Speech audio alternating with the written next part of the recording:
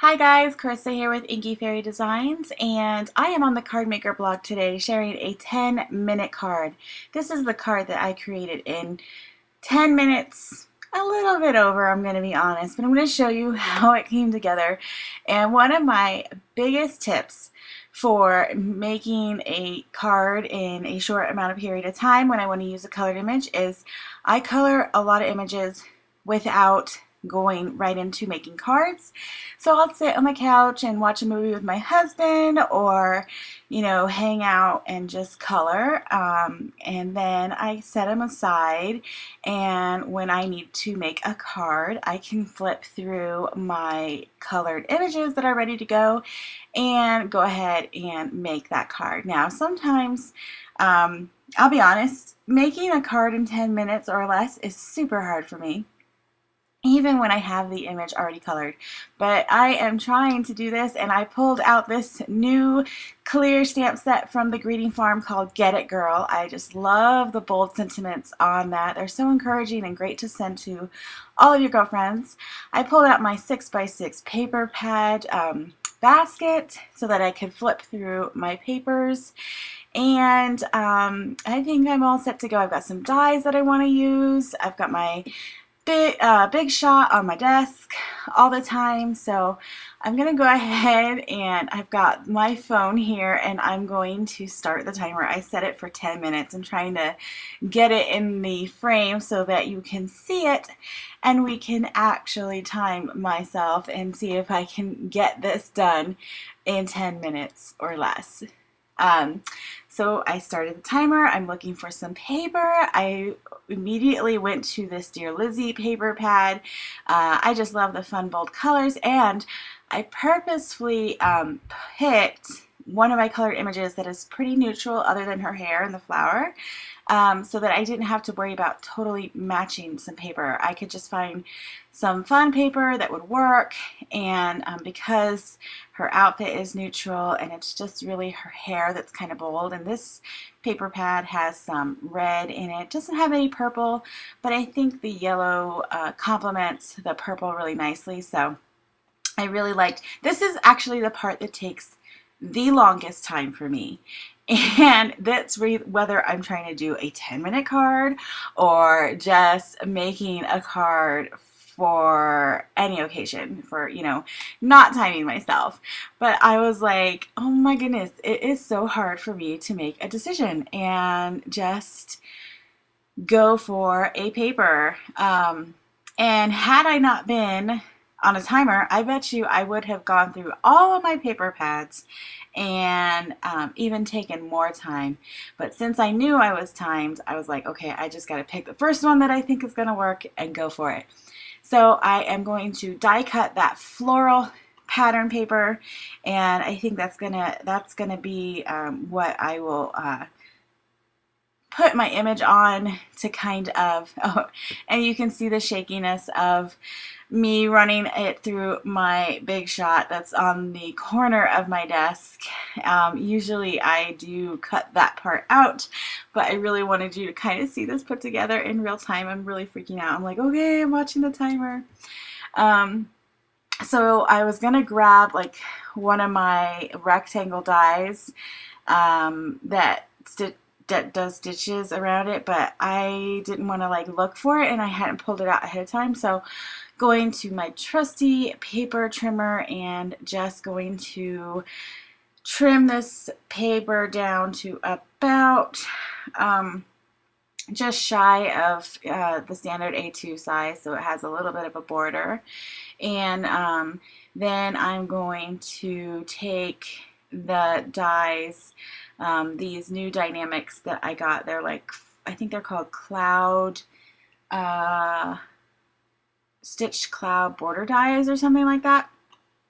I'll have the full list of everything that I used on this card today listed on the CardMaker blog, so be sure to check that out after you finish watching this video. But here's where I made a big boo-boo. I had to like, I had never used these before, so I wasted time trying to get the one that I wanted like apart, and I didn't have my wire cutters out or anything like that, so I'm like twisting, trying to get that off. So that was another mistake. That if I would have had that ready to go, that would have shaved off a couple seconds that I think I could have used come towards the end. But I'm just running that through my Big Shot machine, and you'll see it shake, shake, shake. There we go. And once that's done, I'm gonna try to assemble this card. So I love that border die. I think it's so cute. It adds like such a whimsical little touch to the bottom, or you could do it like you could use them as cloud, you know. I think it would be really cute to kind of layer a few of them and make some really cute layered cards like that. So I am checking it out on my craft pre-folded. I always have a handful of pre-folded cards. I have a machine. I don't know. It's a machine, and it'll cut my paper in half, and I just like roll it through, and then I just do like a bunch of cardstock at a time, and then I just score them all on my Score Pal, and I have those set aside. But I had run out of white, and so I had to pull my craft. I think I probably, if I would have had more time, I would have tried it with a white base. But hey, we're on a time limit, and here I am finagling around with the sentiment layout.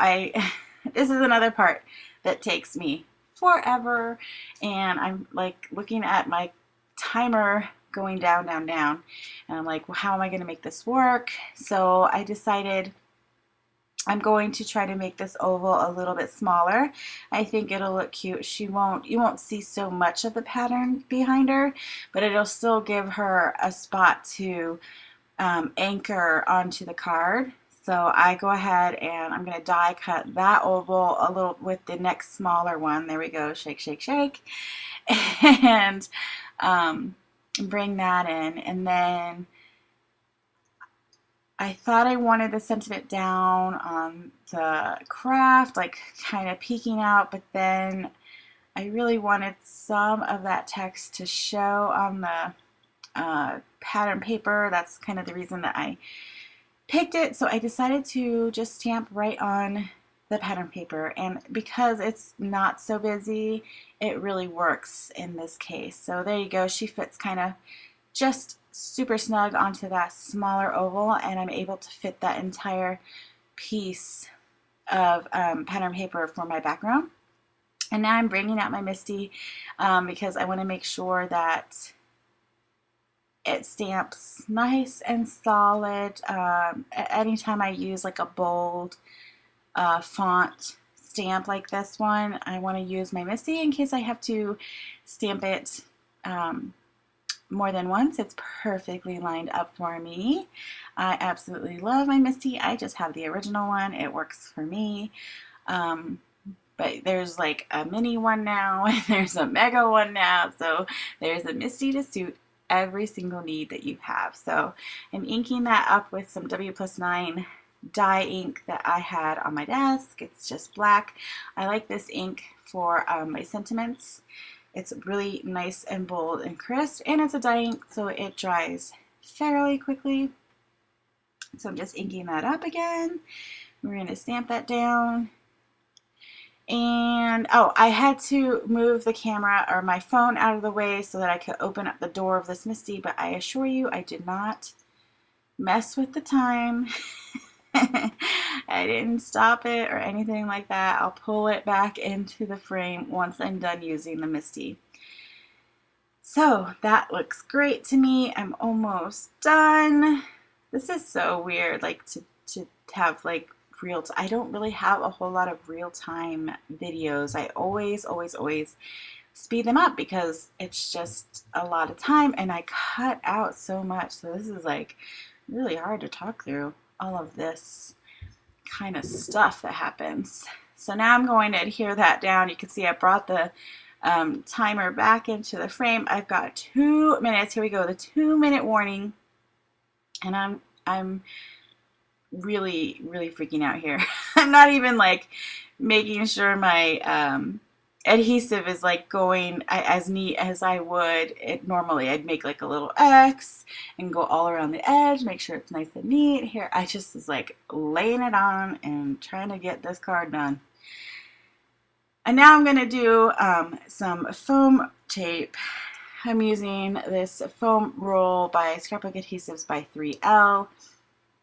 All of the adhesives I'm using is by them. I love that Easy Runner Ultra tape adhesive. It's really, really strong, super good holds. So now I'm realizing I need scissors to cut this and adding it to the back of that oval panel. And then I realized some of it was kind of hanging off the edge, so I had to cut a little bit off on the corners.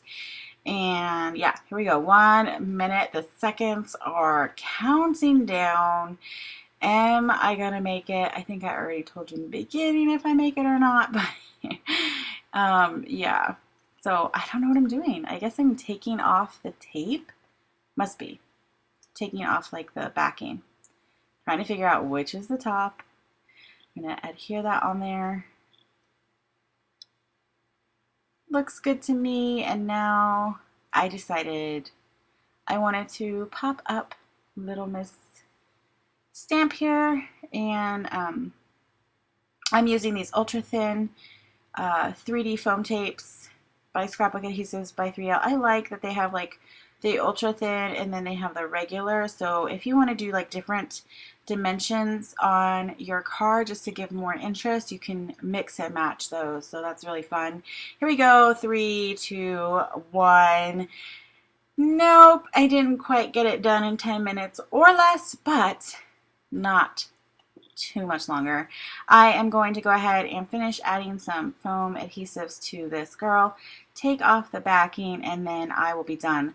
I thought about adding some sequins to it since I had already gone past time, but I really didn't want to go super over 10 minutes because I really wanted to show you that it can be done. And sequin laying out, it's so time consuming for me, so that wouldn't have even been close to 10 minutes. As it is, it probably took me about 10 and a half minutes to get this card done.